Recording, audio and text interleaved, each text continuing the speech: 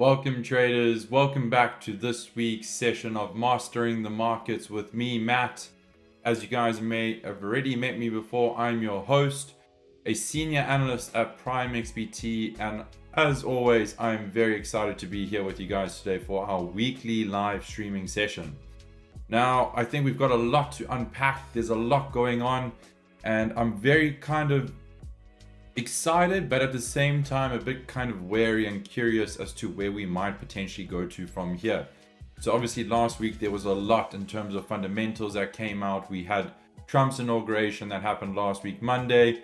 Obviously you guys know that because we did the stream on the Tuesday, and I think a lot has kind of happened since then. A lot of executive orders have been signed off by Trump himself.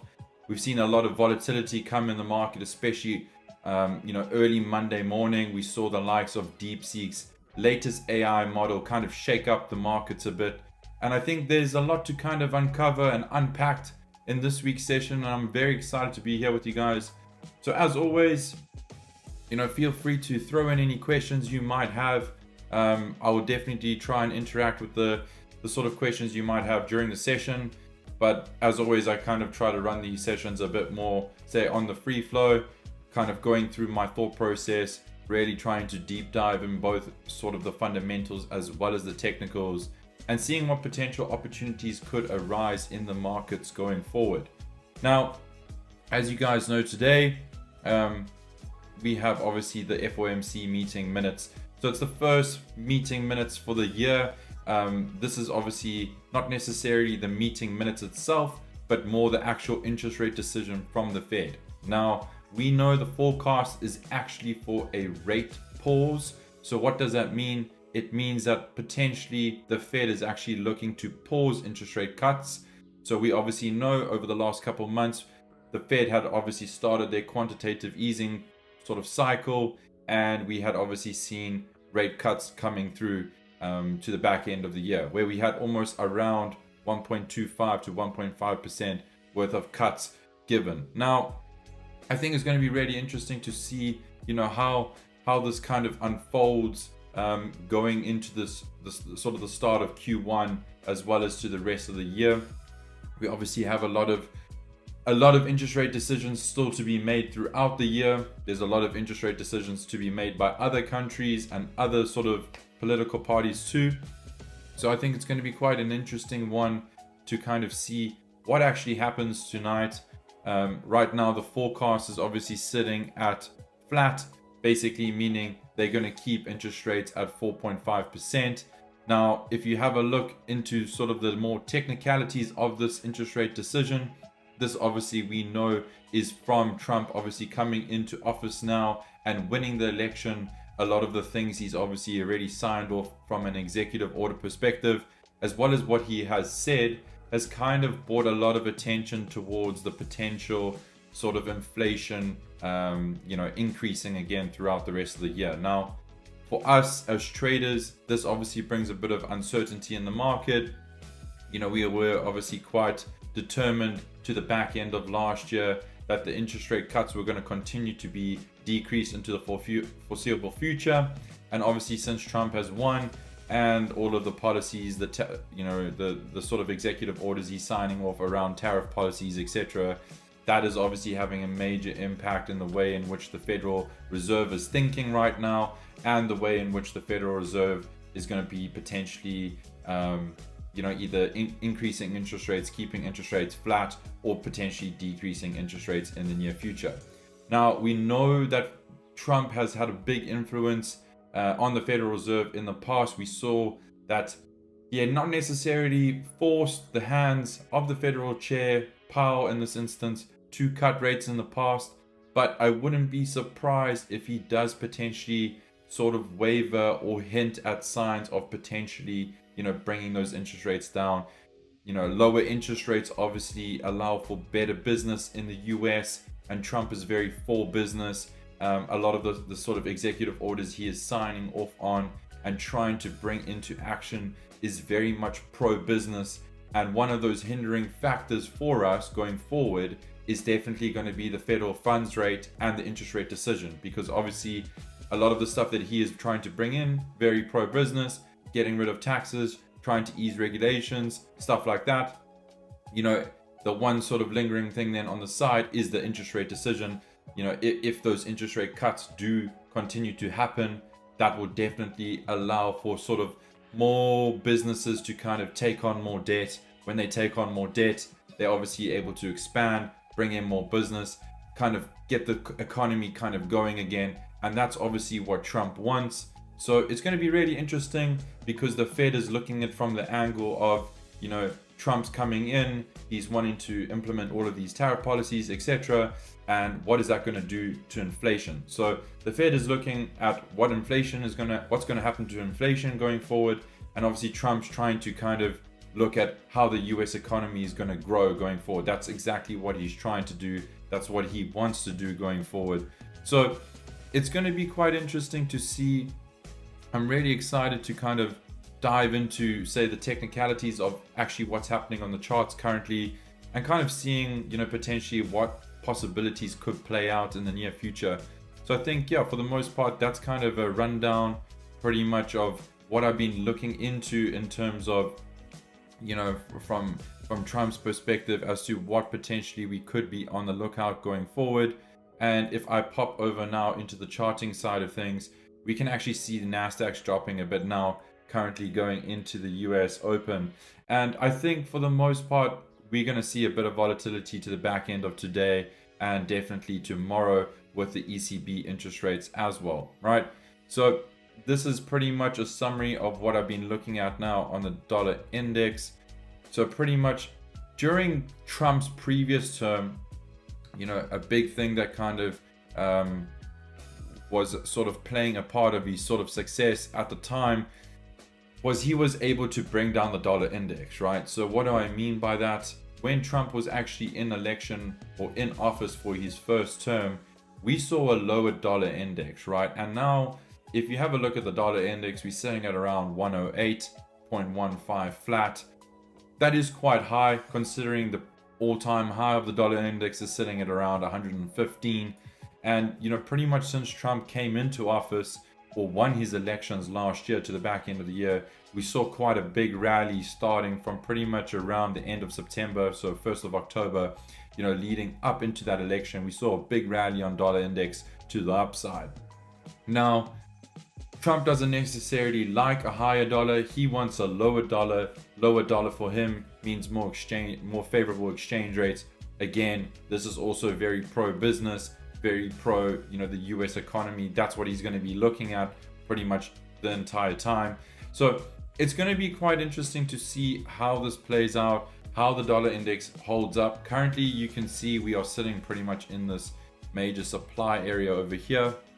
And I wouldn't be surprised, you know, during the next 4 years or so, if we maybe potentially saw a lower dollar index based on what we've seen in the past with Trump actually being in office. Now, if that is the case, and if we do see a lower dollar index, that would kind of play out really well in terms of what I'm looking at here on the higher time frame. And what do I mean by that? So if you have a look at this sort of marked out area over here, you can pretty much see that we made a significant low to the downside over here, sitting at around 99,500. And if I'm going to be completely honest with you, since then we pretty much ranged for about a year and a half. So from pretty much, let's say down here, the 6th of March 2023, we pretty much saw price action kind of just ranging between these areas, right? And that's pretty much where the dollar index has kind of sat for the last kind of year and a half. It sat between the low of 99,500 and the high of 107.3. And now obviously we've broken up to the upside and we've seen price action push over into pretty much the highs of 110. So if my sort of thought process around this is to kind of be correct, then potentially we could start to see the dollar index roll over from here, considering that if Trump is able to kind of execute on all the things he is wanting to do and bring the dollar index down, he will obviously then be successful in potentially bringing it back down to these lows of around 100 or wherever it may be. For the time being right now, there isn't really any clear sort of confirmations that this area is holding. I know I mentioned in the previous week's stream that I'd be looking to see if price action could potentially break this area here, and then we could see the dollar index roll over, say from around 105 flat, going down further, right? So that's pretty much what I'm looking at now currently on the dollar index. I'm not opposed to potentially seeing a run of this high. So what do I mean by that? We could potentially see price action do this, right? Take that high, and then we see the rollover. Okay, now that could happen, you know, today, could happen over the next couple of weeks. That's something I'm definitely going to keep my eyes out on. So that's pretty much my thought process on the dollar index. How is that kind of impacting, say, the likes of, you know, the indices such as the S&P 500, NASDAQ, as well as, you know, the euro dollar? I think it's quite clear. We saw a massive sell-off on Monday on the S&P 500, and that was mainly due to the announcement from DeepSeek that they are going to be obviously bringing in, or, you know, releasing their latest AI model, which has obviously kind of created a bit of a shock to the system in terms of, you know, the AI dominance in the US space has been quite high over the last year or so. Obviously, we've seen the likes of Nvidia push to great highs over quite a short period of time based on their AI chips, you know, as they are pretty much one of the biggest manufacturers of AI chips in the world currently. So, you know, stuff like that obviously drives price action for these indices. It drives price action for the likes of the S&P 500 as well as NASDAQ, where these higher big caps are obviously taking up majority of the weighting in these ETF composites, right? So that's pretty much what I'm seeing now on, you know, what we saw pretty much on Monday. It was quite a big sell-off, almost, I think, 2% down on the day, from the high of around 6,100 to, yeah, 3% down on the day, around 5,949 flat. So we've pretty much seen quite a nice bounce from there out. So that pretty much also aligns with kind of what I tried to explain in my previous sessions with you guys. From, say, a strategy perspective, I try to look for these sort of discounted areas, such as these lower demand areas like this, where we see price action holding. You can see how we pretty much spiked into this area, which was in alignment with this daily 50 EMA, which kind of also rebalanced within this 50% level on the Fibonacci tool. And we retested this downward with this broken downward descending trend line, right? So there's a couple of factors there that are quite interesting that we've obviously all had, you know, kind of really in alignment with each other. And if you have a look over here, you can pretty much see once we came into this area, we've rejected it. And, you know, we traded up quite highly after that. I think almost 2.5% up since marking that low, right? So the S&P 500 has been on quite a great run. Here you can see I'm looking at the futures ticker, which is ES. That is pretty much the reason I'm looking at that, is actually for live data. I'm looking at the live SME data that's kind of, you know, ticking through right now. So I'm able to make a bit more educated decisions and faster decisions based on that, right? And if you have a look on here, that is why this indicate, well, the specific ticker I'm looking at is denominated like that. So don't get confused. ES is the S&P 500 and NQ is NASDAQ. So that's pretty much in a summary of what those two ticker names are. So similar to the S&P 500, we can have a look at the NASDAQ, right? And you can pretty much see we had the same sort of thing. NASDAQ didn't really make new all-time highs versus, say, what the S&P 500 managed to do last week. And you can pretty much see that we left this divergence. What do I mean by that? Well, if you have a look here, so often traders kind of look to see or try and pretty much pick out divergence between the S&P 500 and ES. So what do I mean by that? Well, it's quite simple. If you have a look over here, you can see that this is my all-time high sitting at around 22,500, and this is my internal high that we made pretty much the same time that the ES or S&P 500 also made that high. So if you have a look here, you can see the S&P 500 made new all-time highs here, right? Which is pretty much reflected in this price action sitting over here, okay? And you can see here, that's where the divergence comes between the two. So what I mean by that, well, if you have a look here, NQ had its high over here, and we failed to break above this high on the way up. Okay, so therefore this is divergence between the two pairs. So what does that mean? Well, that basically just means that one pair was able to make a new high and the other pair wasn't able to make a new high. And that's looking at the timing of those events. So those events, in terms of the way in which price action was pushing up, were obviously moving in alignment with each other. One was able to make a new high, the other wasn't, right? So when you see something like that, it's quite a key sort of indicator to tell you that potentially there is time for a sell-off, or there may be a sell-off happening, or there may be more strength in, say, one indice versus the other. And in this scenario, you can pretty much see the same thing. Same with say euro dollar, for example. If we have a look here, we've been pretty much on a pretty big downward spiral, say over the last couple of months, pretty much since the 1st of October too, you know, and the dollar index has kind of not really shown us any signs that we may be potentially pushing higher or lower currently.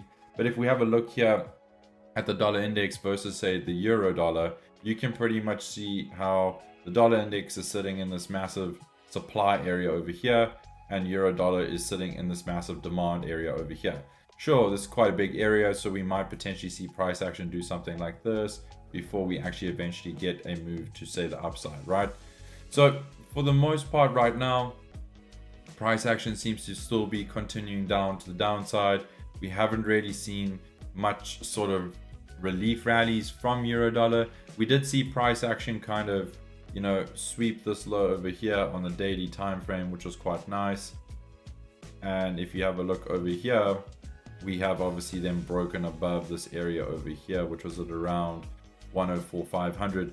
So, you know, if anything, if we were to potentially pop back up from here, I'd be looking for some sort of rebalancing within this 50% level over here.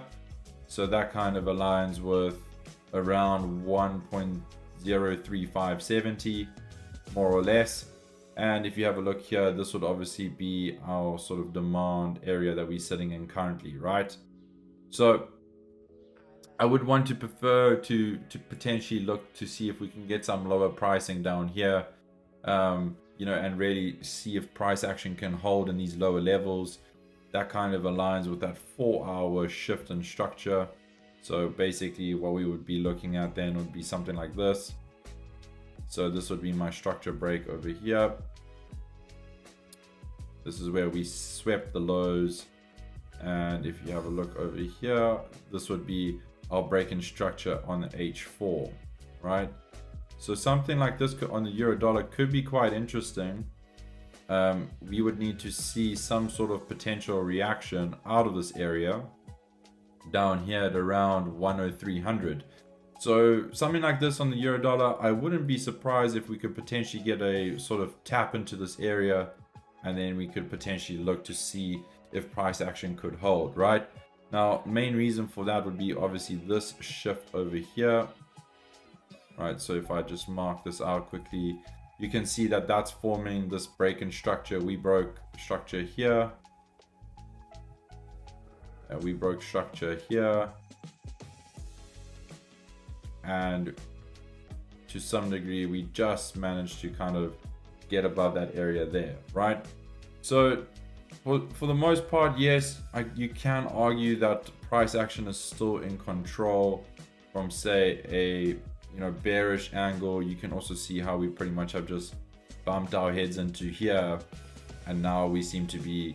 That's why I don't necessarily want to look for, say, any positions on euro dollar right now, because yeah, there's no point trying to catch a falling knife. So if I have a look at this from both scenarios, you can kind of see here. Let me just clear this up a bit for you guys so you can see. But pretty much we trapped on both sides.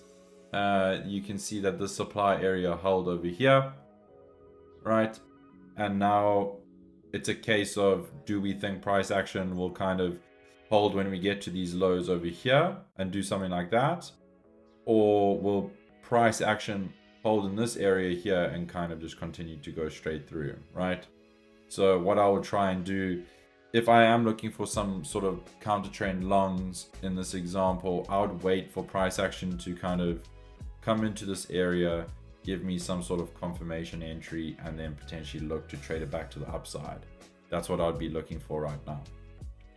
So if you have a look at, say, BTC, you know, even if we just quickly flip back to NASDAQ, you can actually see here on the open how we are tumbling to some new lows here, which is quite great. Price action is actually moving quite nicely.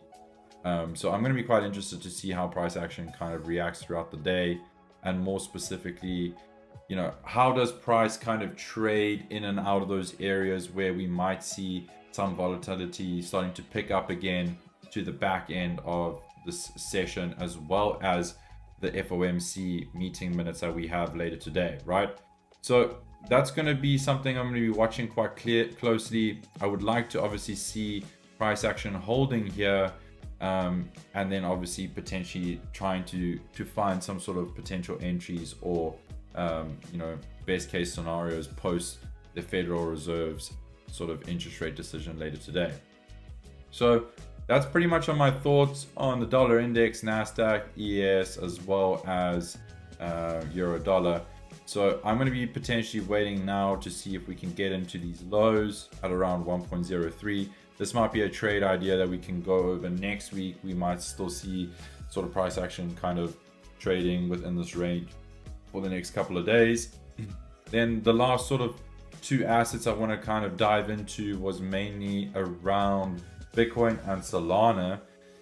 So BTC has been in quite an interesting, let's call it consolidation period, if you want to call it that.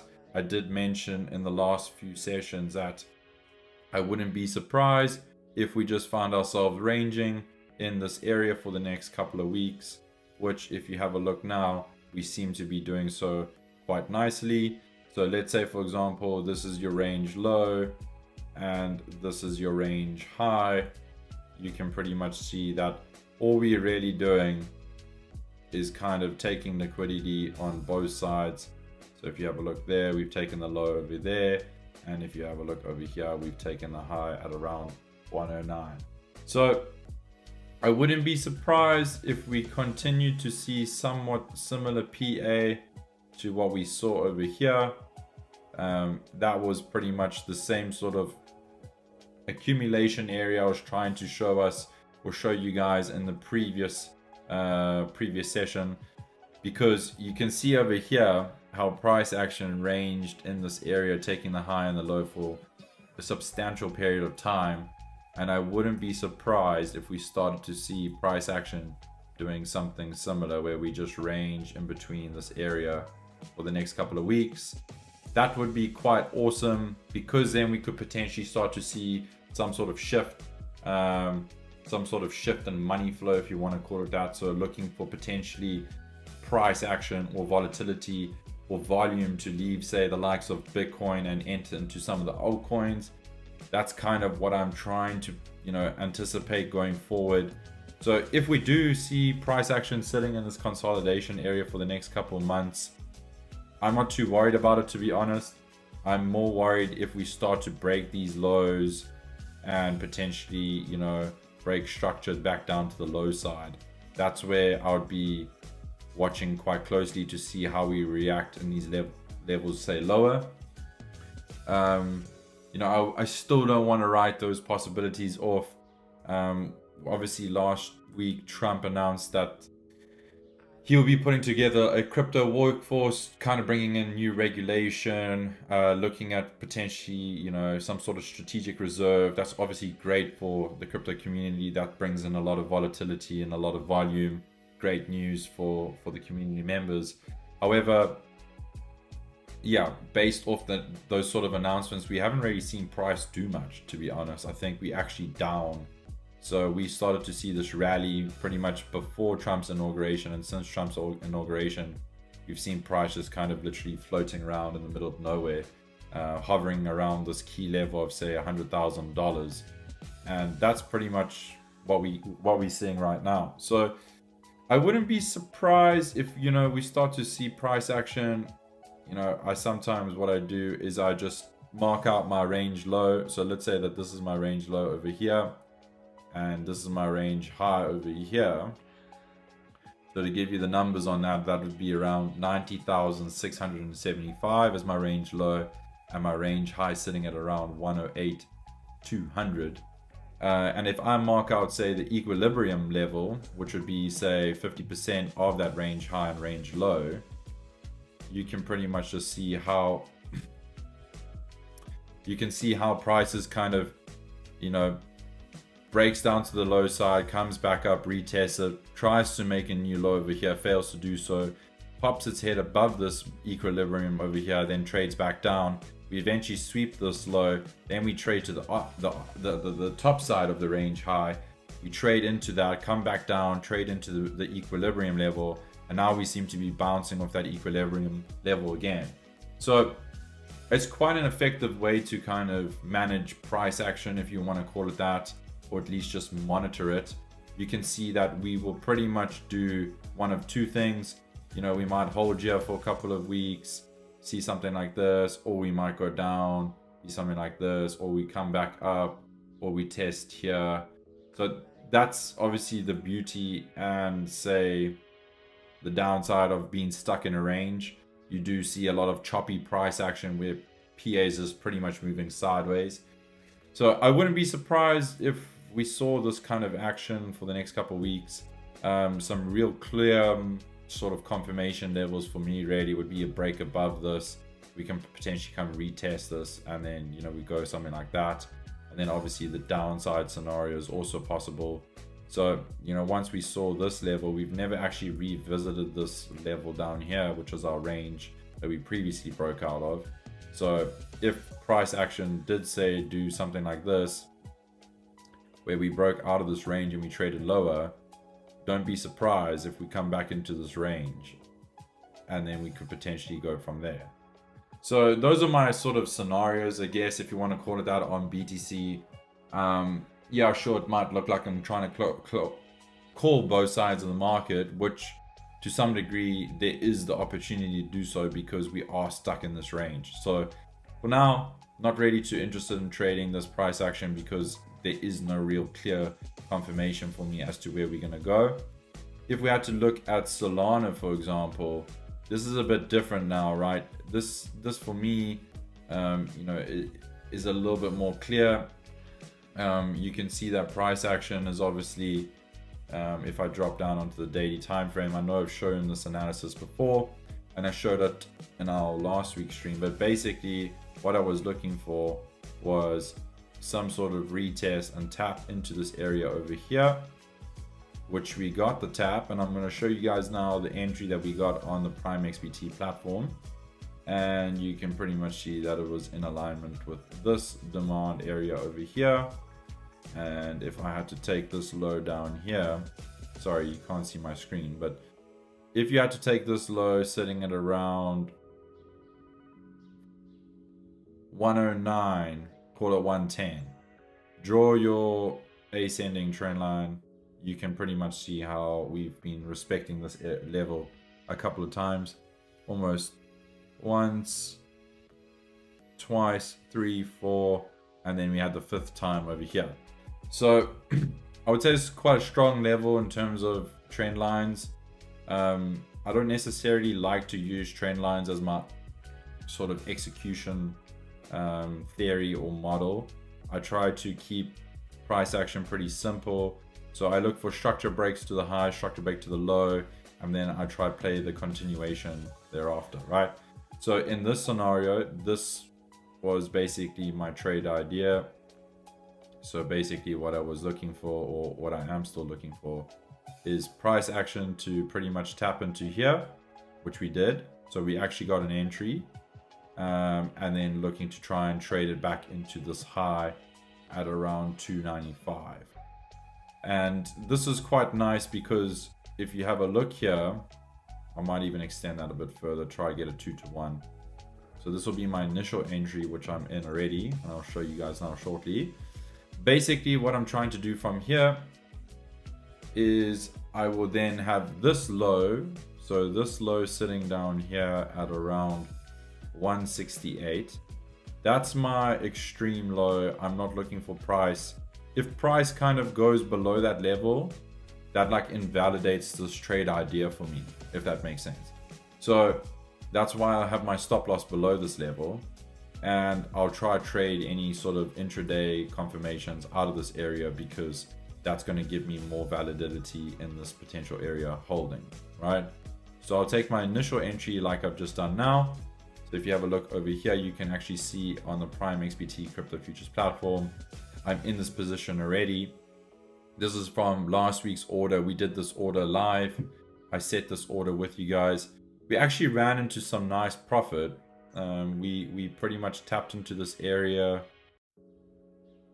I think this was, we tapped into this area on Monday, and we saw price push out of it quite nicely. I think we moved, yeah, almost 10% up there. So at that point in time, if I show you now quickly, so remember what I explained is that once we've set the pending order, which we set the pending order, then got executed, it now moves to our live positions, which is basically sitting over here. So now what you'll need to do is you'll need to come and modify your stop loss as well as your take profit. So let's say my stop loss, I'm going to set that to around 168. Okay, so that would be sitting at around $500 loss for me, which is great. Actually might scale that up a bit more. So what I'll do now is I'll place another buy order for another 10 contracts to have 2 positions running. And basically you can see now I've added 20 futures contracts to this position, and now my exposure on this is about 4.5k, and my liquidation price is at around 140, so that's perfect. I'm looking to trade this back into the highs. So what I'll do now is, you can see my stop loss is set for both of those positions, which is great. And just to show you in terms of a take profit level, so you can see here from a TP level, we were already floating at around nearly $200 off that initial tap. But for me personally, I'm going to try trade this back into the highs. So if I trade this position back into the highs sitting over here, I'll make around $1,400. Obviously the risk to reward on that isn't the greatest. You want to always try to trade a 2-to-1. So for me, 2-to-1 would be something like this. It would be around 2-2. So something like that. That will give me my 2-to-1. And then what will happen is I just put alerts. So if price action starts to get into this area at around 295 or 300, then I will get a notification that price action is going to, or is obviously trading in that direction and potentially going into those highs. And then what I'll do is I will manage my take profit and stop loss. So this will be quite a nice trade to actually sort of manage, and I can showcase you how I would go about managing the risk on this position throughout the next couple of weeks. Obviously we could see price action just go straight through, and that's okay. That's why I have my stop loss there. I play a probability game. It's all about statistics and probabilities at the end of the day. So that's why I have my stop loss sitting here. I like to give it a bit of breathing room. I might even just adjust it to there around 167. And yeah, that's pretty much my position. You can see we're already running around $47 profit. So I'm going to let this run for the next couple of weeks. And then if we can get back into these highs of around 295, I'm definitely going to look to take some partials off there and look to potentially, take some money off the table. So yeah, guys, that's pretty much in a nutshell what I wanted to go through today. I hope you guys enjoyed today's session. Obviously a lot of value here. Each week I try to kind of spice it up a bit more. So let's see what the sort of FOMC interest rate decision is later today from Jay Powell. Let's see what he has to say, obviously, in the meeting itself. And let's see potentially what sort of reactions Trump may have. Trump might come and say, decrease interest rates or cut interest rates further. We shouldn't be pausing, or whatever it may be. So that's going to be quite interesting to see going forward. We also know Trump has reshuffled, say the cabinet a bit in terms of the SEC chairhead now stepping down. Do we potentially see the Fed also going and we get someone new in? We're not sure. So I guess time was going to tell let's see how the markets kind of react to this news too. And I will obviously keep you posted as always in both the Telegram group as well as my market research articles that I post daily. So I hope you guys enjoyed today's trading session with me, Matt, and I'll catch you guys in next week's